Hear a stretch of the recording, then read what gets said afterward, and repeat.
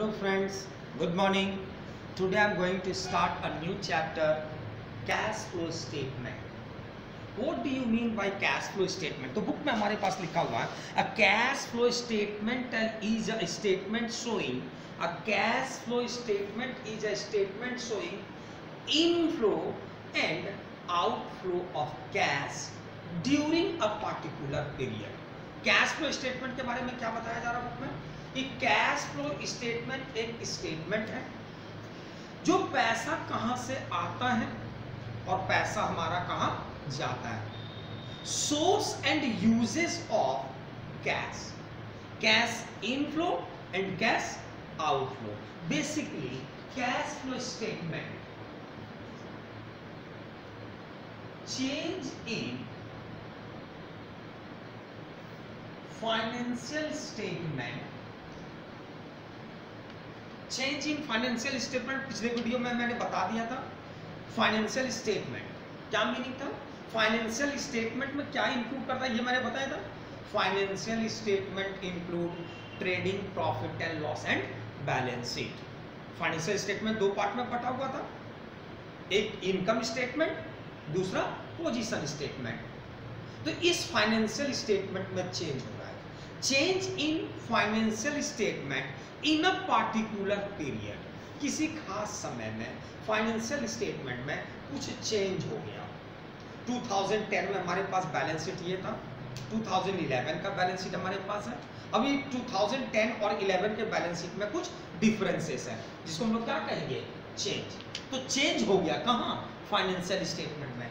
Change in financial statement can be ascertain. Financial statement में जो changes होता है उसको हम लोग क्या कर सकते हैं, एसर्टेन कर सकते हैं. कितने तरीके से, दो तरीके से.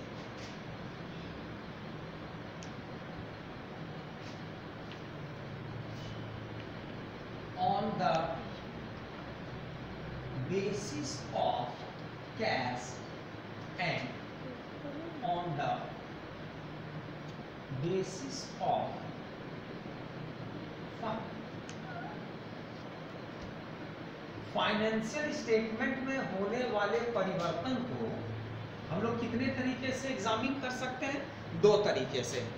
Either cash basis or fund basis. Fund basis are also known as working capital basis.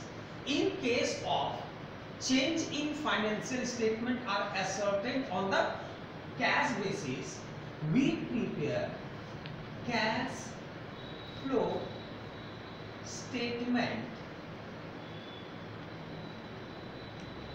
अगर कैश बेसिस में चेंज को अगर हम लोग एसर्टेन करने जा रहे हैं तो क्या बनाना मुझे होगा, कैश फ्लो स्टेटमेंट. और फंड बेसिस पर अगर बनाना होगा मुझे क्या बनाना होगा, fund flow statement. Fund flow statement. ये फंड फ्लो हमारे सिलेबस में नहीं है, ये फंड फ्लो हमारे सिलेबस में नहीं है, इसलिए हम लोग इस पर चर्चा नहीं करने जा रहे. हम लोग चर्चा किस पे करने जा रहे हैं, कैश फ्लो स्टेटमेंट. किस पे चर्चा करने जा रहे हैं, कैश फ्लो स्टेटमेंट. तो ये कैश फ्लो स्टेटमेंट कितने तरीके से बन सकती है, तो दो तरीका है. First known as direct method और indirect method. Direct method and indirect method. AS3 का कहना है, अकाउंटिंग स्टैंडर्ड 3 का कहना है कि जब कभी भी आप बनाएंगे कैश फ्लो स्टेटमेंट तो कौन सा मेथड सबको बनाना होगा, इनडायरेक्ट मेथड. एक्चुअली ये किसके लिए एप्लीकेबल है, तो फर्स्ट मैंने बताया क्या है cash flow statement. Cash flow statement is a statement to explain the inflow and outflow of cash, sources and uses of cash, sources and uses of cash. और इसके लिए हमारे पास फीचर्स दिया गया कैश फ्लो का. वो कितना दिया फीचर्स, 3 फीचर्स दिया हुआ है हमारे पास. फिर मैं बता दूं फाइनेंशियल स्टेटमेंट में जो चेंज है उसको हम लोग कितने तरीके से असर्टेन कर सकते हैं, दो तरीका, on the basis of cash and on the basis of fund. जब कैश बेसिस पर बात करें तो उनको क्या बनाना होगा, कैश फ्लो स्टेटमेंट बनाते हैं हम लोग, और फंड बेसिस पर चेंज को एसर्टेन करना होता है तो हम लोग क्या बनाते हैं, फंड फ्लो स्टेटमेंट। ये हमारा सिलेबस नहीं है। कैश फ्लो स्टेटमेंट कितने तरीके से बनाई जाती है, तो direct method and indirect method. AS3 का क्या कहना है, accounting standard 3 cash flow statement के बारे में।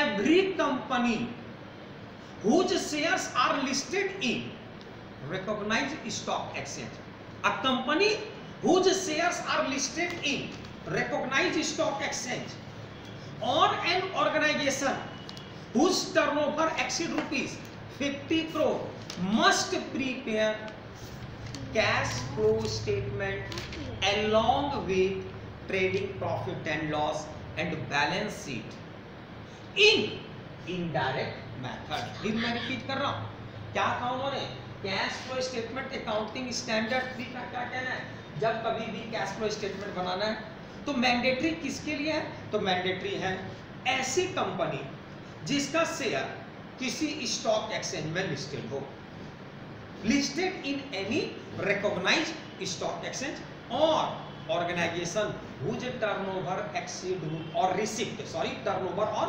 Received during the year exceed rupees 50 crore, तो उसको ट्रेडिंग पीएल बैलेंस शीट के साथ क्या बनाना होगा, कैश फ्लो स्टेटमेंट। वो भी कौन सा बेसिस कर रहा है, on the basis of indirect method. दूसरा फीचर्स क्या था, तो मैं बता दूं फीचर्स का जो दिया हुआ है। फर्स्ट है cash from operating activities, cash from investing activities, और तीसरा कैश फ्रॉम फाइनेंसिंग एक्टिविटीज। ये हर एक में प्लस और माइनस हो सकता है, प्लस और माइनस, प्लस और माइनस। ये ब्रैकेट का मतलब क्या होता है हमारा, ये माइनस। क्या होता है प्लस और माइनस, ये बाद में हम लोग समझेंगे, ठीक है। Cash from operating activities, meaning of operating activities, operating activity means the normal activity of business, ordinary activity of business. Cash increase और decrease from the operating activity, the net result of cash inflow or outflow from operating activity, cash inflow or outflow from investing activity। operating activity मैंने क्या कहा, operating activity means the normal activity of business, normal activity of business। दूसरा हमारे पास investing activity, investing activity include sale and purchase of fixed assets, sale and purchase of investment, fixed assets, land, building, plant, machine, furniture, etc. sale and purchase of investment, sale and purchase of investment। next dividend received and interest received। और हमारा आता है financing activities. Financing activity include issue of shares, issue of debentures, loan taken, repayment of loan, issue of shares, issue of debentures, loan taken, repayment of loan, repayment of loan, next dividend paid, interest paid, etc. बाकी next video में बताऊंगा। Thank you friends.